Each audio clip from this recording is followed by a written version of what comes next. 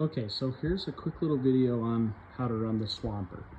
So there's really two modes to it. There's the fan, which is just that. It's just a fan, nothing special, nothing to it. Just turn it on and it'll turn on the fan and blow the air. If you turn it to cool, then what this does is it activates a water pump inside of the unit.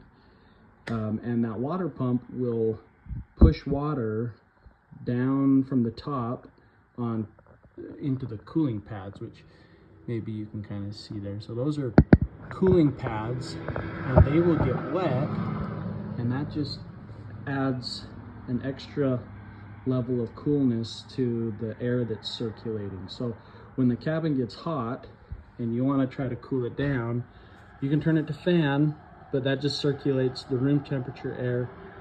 If you turn it to cool, which is probably what you'll want to do, then there is one thing that you need to make sure you do before you do this.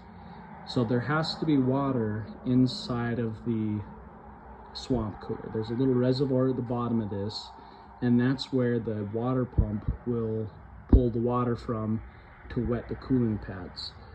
So what you'll need to do is you'll need to go outside the house and turn on the water, and I'll show you this here.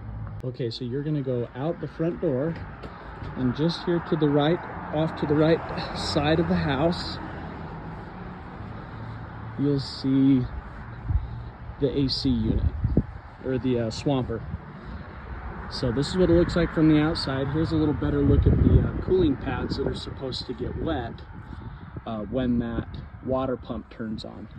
So this little red line runs alongside the house, and it connects right here to this little spigot.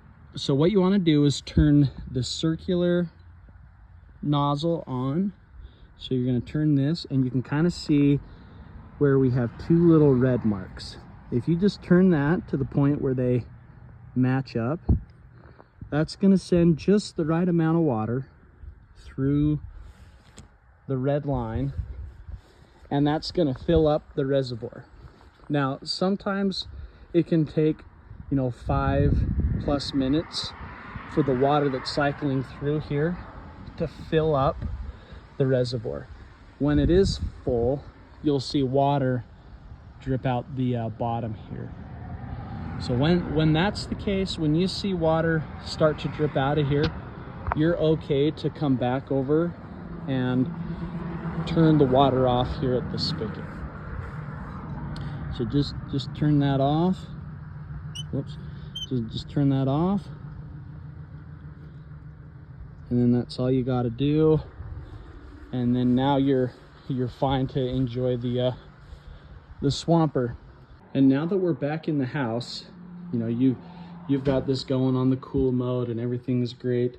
A couple things that you may want to do just to help circulate the air better is crack a window either somewhere in the living room, in one of the bedrooms, and that will help to pull the air, the cooler air, to that location. So just crack a window 6 or 7 inches, and that will help to filter the cool air.